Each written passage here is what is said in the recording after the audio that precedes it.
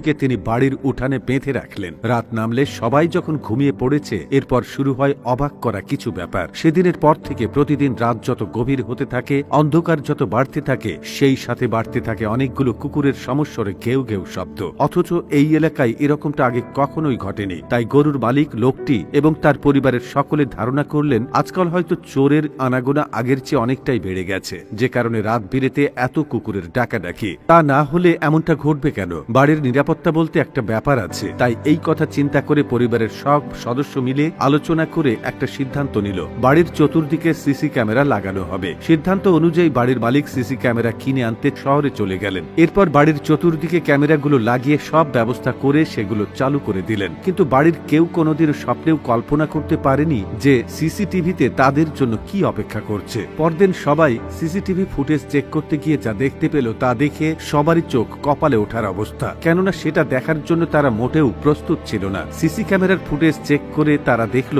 বাড়ির উঠানে রাখা নতুন কেনা গরুটির পাশে একটি বিরাট আকারের চিতাবাঘ হেলে দুলে হেঁটে ঘুরে বেড়াচ্ছে। এরকম একটি ঘটনা নিজের বাড়ির উঠানে দেখলে যে কারোরই বাকরুদ্ধ হয়ে যাওয়ার কথা। বাড়ির সকলেই তেমনি হতবাক হয়ে গিয়েছিল। নিজের চোখকেও যেন বিশ্বাস করার মতো অবস্থা ছিল না তাদের। বিভিন্ন জল্পনা কল্পনার পর তাদের মনে যেসব প্রশ্ন জাগে তা হলো, এই চিতাবাঘ প্রতি রাতে কেন গরুটির চারপাশে শুধু ঘোরাঘুরি করে? কেন সে গরুটিকে শিকার করে না? সবাই মিলে এ প্রশ্নের উত্তর খুঁজতে শুরু করলো। যার কাছ থেকে গরুটি কেনা হয়েছিল উত্তর জানতে সবাই সোজা সেই লোকটির কাছেই চলে গেল। অবশেষে সেই লোকটির কাছ থেকে পুরো ঘটনার ব্যাখ্যা একদম পরিষ্কারভাবে পাওয়া গেল। মূল ব্যাপারটা হচ্ছে, চিতাবাঘটির জন্ম হওয়ার মাত্র কিছুদিন পরই তার মা চিতাবাঘিনী কোনো এক কারণে প্রাণ হারায়। কোনোভাবে এই গরুটি তার খোঁজ পায় এবং নিজের কাছে রাখে, আর তারপর থেকে চিতাবাঘটি এই গরুর দুধ খেয়ে এই পৃথিবীতে টিকে আছে। তাই চিতাবাঘটি তাকে পৃথিবীতে বাঁচিয়ে রাখা সেই দুধমাকে কখনোই ভুলে যায়নি। সে বনে জঙ্গলে যেখানেই থাকুক না কেন, প্রতি রাতেই চলে আসে তার দুধমা অর্থাৎ সেই গরুটির সাথে দেখা করতে।